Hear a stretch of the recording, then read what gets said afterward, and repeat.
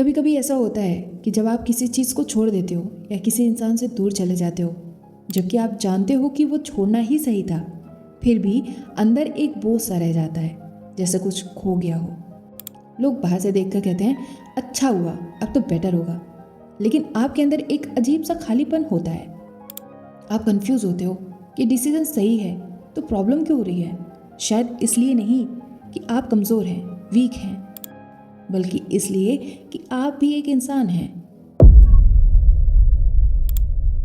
हम अक्सर ऐसा सोचते हैं कि जब हम कुछ गलत छोड़ते हैं या किसी इंसान से दूर जाते हैं तो रिलीफ मिलना चाहिए, क्लोजर मिलना चाहिए, क्योंकि हमें वो पसंद नहीं था, जिनसे हमें दूर जाना ही बेहतर लगा। लेकिन रियल लाइफ में ऐसा बहुत कम होता है। सही डिसीजन के बाद भी लॉस जैसा लगना बिल्कुल नॉर्मल है। ये कोई इमोशनल मिस्टेक नहीं है, ये माइंड का अपना एक तरीका है चीज़ों को प्रोसेस करने का। माइंड सिर्फ सही या गलत नहीं समझता, वह फैमिलियरिटी और पहचान को पकड़ कर रखता है। इसलिए जब हम आगे बढ़ते हैं तो माइंड पीछे छूट रही चीज़ों का शोर ज़्यादा महसूस करता है। जो छूटता है वह चीज़ नहीं होती, आइडेंटिटी होती है, पहचान होती है। जब हम लेटिंग गो की बात करते हैं तो लगता है जैसे हम किसी इंसान, आदत, जगह या फेज को छोड़ रहे हैं, लेकिन असल में जो छूट रहा होता है वो चीज़ से ज़्यादा वो कहानी होती है जो हमने अपने बारे में बना रखी थी। साइकोलॉजी में इसे फैमिलियरिटी बायस कहते हैं, जो जाना पहचाना होता है। माइंड उसे सेफ मानता है। इमोशनल मेमोरी उस फैमिलियरिटी को और गहरा कर देती है। पुरानी यादें, रूटीन्स, रिएक्शंस सब मिलकर एक कंफर्ट जोन बना देते हैं।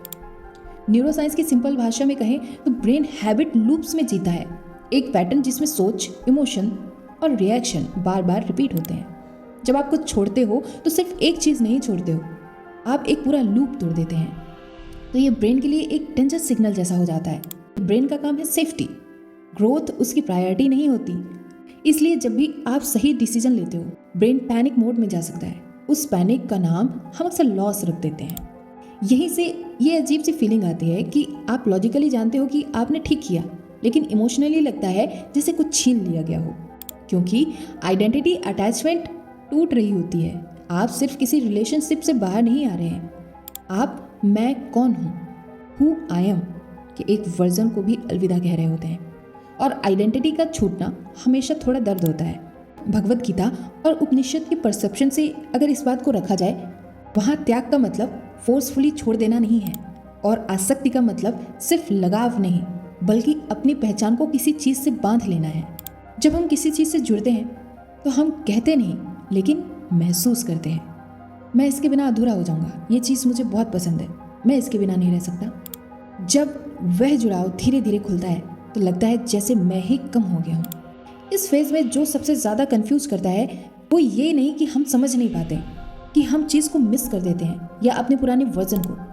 अक्सर सच ये होता है कि हम अपनी पुरानी कहानी को पकड़कर रो रहे होते हैं, वो कहानी जिसमें हमने अपने रोल, अपनी वैल्यू, अपनी जगह डिफाइन कर रखी थी। जब वो कहानी खत्म होती है तो नई अभी लिखी नहीं होती। बीच का ये स्पेस अनकंफर्टेबल होता है। आध्यात्मिक दृष्टिकोण से देखा जाए तो यही बीच की जगह सबसे नाजुक और सबसे सच्ची होती है। यहाँ ना पुराना पूरी तरह जिंदा होता है, ना नया अभी आया होता है।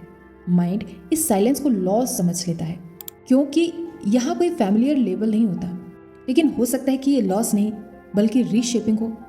जैसे मिट्टी को दोबारा घूमते चाक पर रख दिया गया हो, पुराना आकार टूट चुका है, नया अभी बना नहीं। इसलिए जब लेटिंग को सही होते हुए भी भारी लगता है तो उस फीलिंग को गलत समझ लेने की ज़रूरत नहीं। वह दर्द इस बात का सबूत होता है कि आपने सिर्फ चीज़ नहीं छोड़ी, आपने अपने एक पहलू को ईमानदारी से देखा है। ये ट्रांजिशन का दर्द है, पनिशमेंट नहीं है। ये इस बात का सिग्नल है कि आपका माइंड धीरे धीरे एक नई फैमिलियरिटी बनाना सीख रहा है। शायद हर सही छोड़ना हल्का नहीं होता, शायद कुछ सही डिसीजंस इसलिए भारी होते हैं क्योंकि वे हमें बीच में लाकर खड़ा कर देते हैं, जहाँ कोई पुरानी डेफिनेशन का सहारा नहीं होता। अगर इस वक्त लॉस जैसा लग रहा है तो हो सकता है आप कुछ खो नहीं रहे हो, बल्कि हो सकता है कि आप थोड़ी देर के लिए सिर्फ खाली हो रहे हो। और कभी कभी खाली होना भी एक ज़रूरी स्टेज होती है, ताकि जब भी और जो भी आगे आना है उसके लिए एक जगह बन सके।